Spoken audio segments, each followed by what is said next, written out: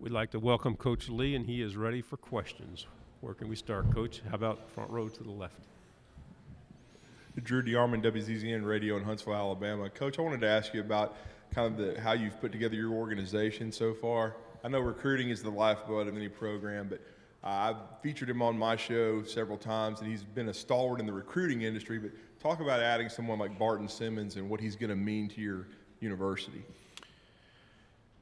Well, I mean, you said it, recruiting's the lifeblood, and I think for us, recruiting at Vanderbilt looks different than recruiting anywhere else, and that's not a bad thing. We see that as an advantage to us, but we have to take that attitude towards it. I mean, his intelligence within recruiting, the outside-the-box thinking, seeing it from a different perspective, not just, again, regurgitating a model from somewhere else, but saying, how do we do this with impact and effectively at Vanderbilt?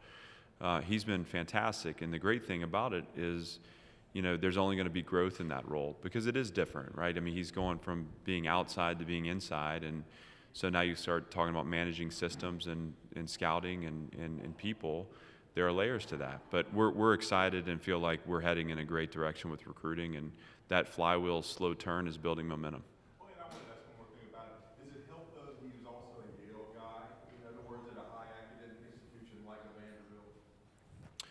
Well, more than sure. I think indicative of his abilities as a thinker, an analyzer. I mean, he's a smart guy. Smart people figure things out. We have fun, and part of we had a friendship that goes back to middle school. That's not why he's here, though. I mean, this was born of our conversations when he was still an analyst and I was a coach throughout my career, where we would just talk about what are the measures that are important, what are the matrix that we need to use or that are effective or impactful in evaluating and projecting growth within a player. And to have those conversations now in the office are a lot of fun. So. We feel really good about it and feel like, again, there will only be growth in that area for us, which is exciting. Coach, to your right, front row. Hey, Coach. Chase McCabe, ESPN 102.5 The Game in Nashville.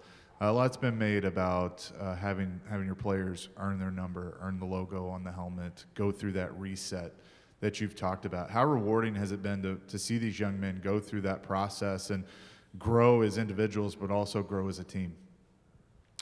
It's been probably the most rewarding thing that I've experienced in my career, I think. Just, we do these things for us. They're not for anyone else. We understand the context and the significance of what we're doing, and we're trying to create something special that's shared, it's together. And you don't have to train people to be selfish anymore, but you have to we all need training to be unselfish and to think of others before ourselves. The jersey number idea wasn't something that I had my mindset on, anytime I was going to get a head coaching job, this is what I do. It was more about seeing the need and filling the need and knowing that this team needed a reset at a level where we stopped identifying ourselves through things that don't matter and started to identify as teammates first, as workers second, and as a collective effort that's charging towards a common goal. And so what we've seen is they've earned their numbers. What we saw when they earned their way into the new locker room is the excitement, the exuberance, the spirit of a team that's on a mission. And we'll continue to do that, and it starts with me. They know, my players know well, that there's not 1 year in my 16 of coaching that validates me for this job. I don't deserve it. I have to earn it, and that's every day. And so even those that have earned the number, it's not an ending for them. It is truly a beginning, and now they're to pull their teammates to their jerseys too. Coach, to your right, front row. Coach, Tyler Shaw with KBTX in College Station. When you look at your year one, what would you say your main focus is in order to start turning the program around? Well, we've insulated our program, and we're rehabbing internally first. I mean, everyone wants to have an opinion about Vanderbilt football, but I'm most concerned about the opinions that are in our building. That starts with everything that our players meet is different than it was in the past. I'm not recruiting to the past. I'm recruiting to the potential. I hired a coaching staff that's in total alignment and total lockstep with the vision for what's possible at Vanderbilt. That's what we focus on. And what I need is a team that sees that vision and works to actualize that vision every single day. Because what happens when you protect the internal perception or grow the internal perception, you fuel external confidence. And a team that is going to be exposed in the arena going to be measured against an opponent needs to know a lot about themselves first. And so that's where the focus, that's where the effort's been.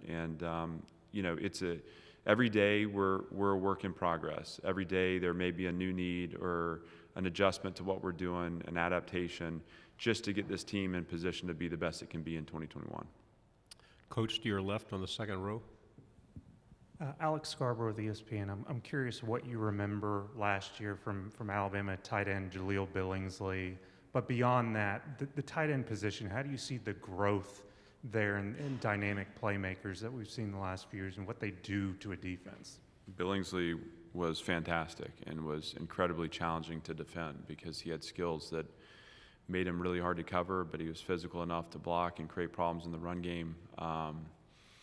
The tight end position is a position that can be a game changer. That's a big target in the red zone. Again, anymore that becomes a threat in space. As you nickel out and teams will move tight ends to receiver positions now, and maybe you have a 5'10" guy on a 6'6" guy. I mean, it can create a lot of issues. Certainly that's a position we're interested in recruiting at a high level.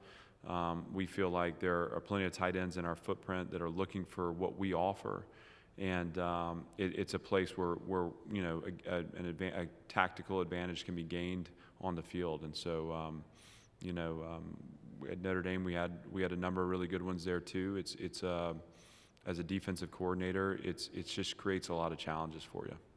Coach, to your right, second row.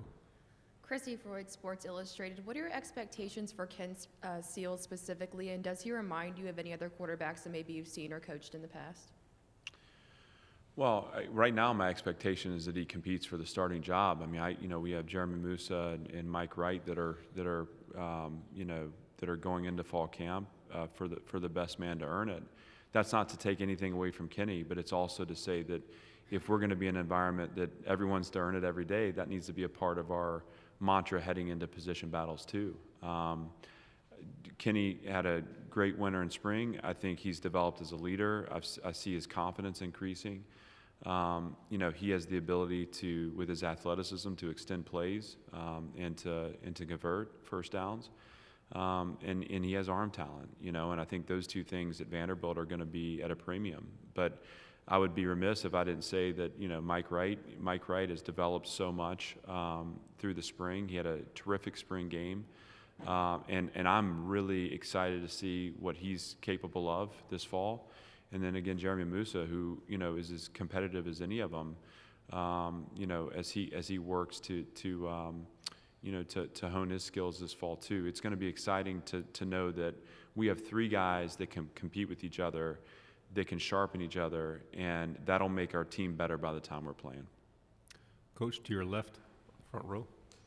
Trudy Harmon, WZZN Radio, Huntsville, Alabama coach. I wanted to ask about three guys from my area, and we had a chance to meet one of them earlier, Davion Davis, great young man. How do you see him fitting into your team as you've learned more about him? And then also Malik Langham, another defensive lineman, and DeRicky Wright.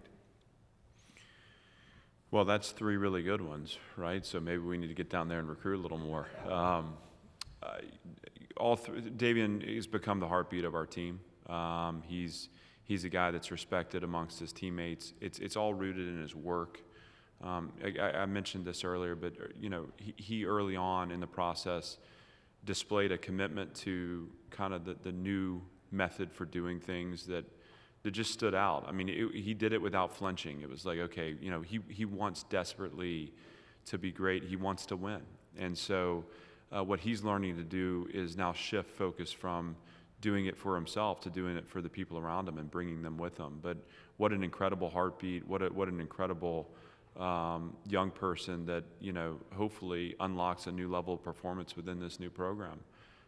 With Malik, I think just from a comfort level standpoint, just seeing him function in our program, the strides he's made since we arrived is incredible. I mean, he's obviously got skills. He's a big, physical, imposing player. But I just see him walking around with a little more swagger, with a little more confidence. And I can tell that he's gained comfort in what he's doing. He's established relationships with coaches that have allowed for him to, again, unlock another level of performance. Very excited for him through fall camp to earn what he wants for himself. And then with Duricky, I recruited Duricky, back out of high school. I knew what kind of player he was. I mean, here's a guy that has a frame that could be a defensive end, but has skills to play safety. It's incredible. We had to get him on track off the field, and that's normal growth and maturity that anybody would experience.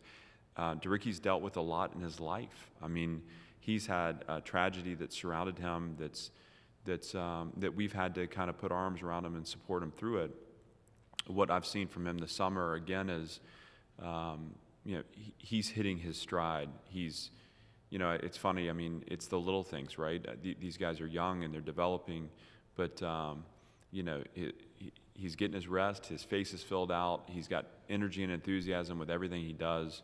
And now it's a matter of going to play. None of this, with any of these three guys, predicts that they're going to be successful in our season. It's about they're doing everything that they can do right now to be the best people and players they can be. And once we start practice in August, it'll be about actualizing that work on the football field. And it's all there for them to earn it. And all three of those guys have a chance to be really impactful for us. Coach, another question on the right, front row. What are your expectations this year on both for your offense and, on the defensive side of the ball as well? Offensively, I want an attitude. I want an attitude and a style of play that's physical, that can change the pace, that uses shift motion and formation to create matchups. And when we create those matchups, we finish with catches. Let's design to create space for our players, and let's get balls to our playmakers so that they can go do what they do. We're going to finish drives with touchdowns in the red zone, and that's how we're going to be successful on offense. It's an attitude. On defense, obviously, I mean, if you turn the film on and watch a defense play, it's all about being effort-based. It's about knowing your structures, but it's about playing really, really hard, playing harder, longer than your opponent. And so it's the swarm of the football. It's multiple hats at the finish. Again, we have to be structurally sound. We have to know, how we design defensively around the opponent's strengths. But I want to see 11 guys that are playing together and playing hard. And if we can do that, we're going to be competitive, and we're going to be in those close games late that a high-character team will win. Final question, Coach, here on the right, front row.